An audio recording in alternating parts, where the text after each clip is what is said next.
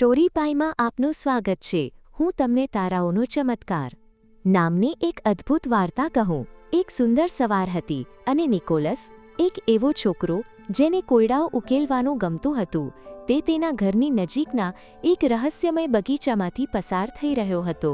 અચાનક તેણે એક વિચિત્ર અને આકર્ષક કિલ્લો જોયો, ટ્વિંકલ કેસલ। કિલ્લો વાદળી રંગનો હતો અને તેની ઉપર તારાઓ ફરતા હતા।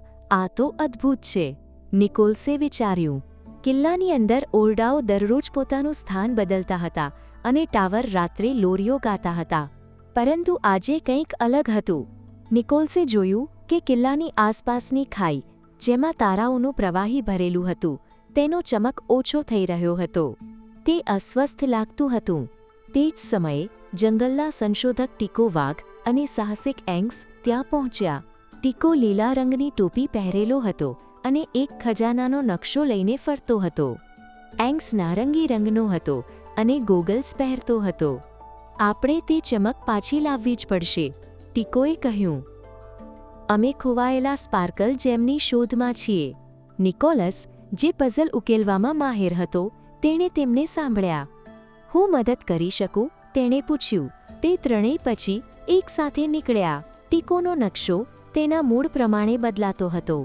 જ્યારે તે ખુશ હતો ત્યારે તે સીધો માર્ગ બતાવતો હતો, જ્યારે તે થોડો દુઃખી થતો ત્યારે તે મુશ્કેલ રસ્તા બતાવતો। તેઓએ ગુપ્ત બગીચામાં મુસાફરી શરૂ કરી। તેઓએ વૃક્ષોમાંથી પસાર થયા, પર્વતો પર ચડ્યા અને રહસ્યમય કોયડાઓ ઉકેલ્યા। નિકોલસના મગજે ઘણી મદદ કરી। એક પઝલ રસ્તાને અવરોધિત કરી રહી હતી અને તે નિકોલસ હતો જેણે તેને ઉકેલી। એક દિવસ તેઓ એક ગુસ્સાવાળા જૂના બોલાયેલા ભૂતના ઘરમાં પહોંચ્યા। ભૂત તેમને જેમ વિશે જાણતો હતો, પણ તે મદદ કરવા માંગતો ન હતો। જો તમે ટ્વિંકલ કેસલનો એક નાનો નમૂનો બનાવી શકો તો હું તમને કહીશ, ભૂતે કહ્યું। આ સાંભળીને નિકોલસના ચહેરા પર સ્મિત આવી ગયું। તેને મોડેલો બનાવવાનું ગમતું હતું।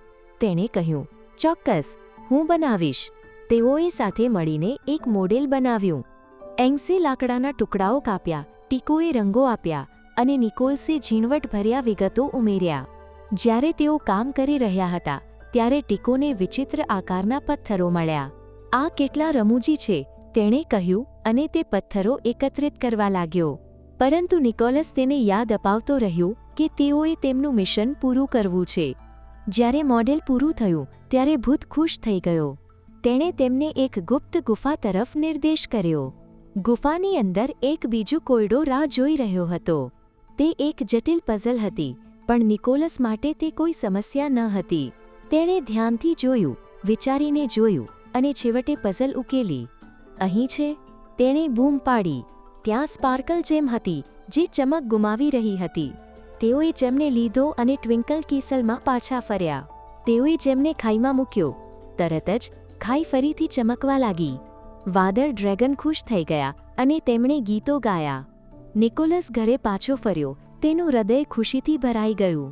તેણે શીખ્યું હતું કે ટીમ વર્ક અને દરેક વ્યક્તિની કુશળતા કેટલી મહત્વપૂર્ણ છે, અને તેણે એ પણ શીખ્યું કે દુનિયામાં જાદુ હજુ પણ છે, જો તમે તેને જોવાની હિંમત કરો।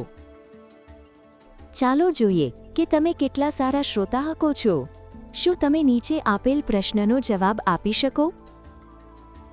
સ્પાર્કલ જેમ શોધવા માટે કોણે મદદ કરી?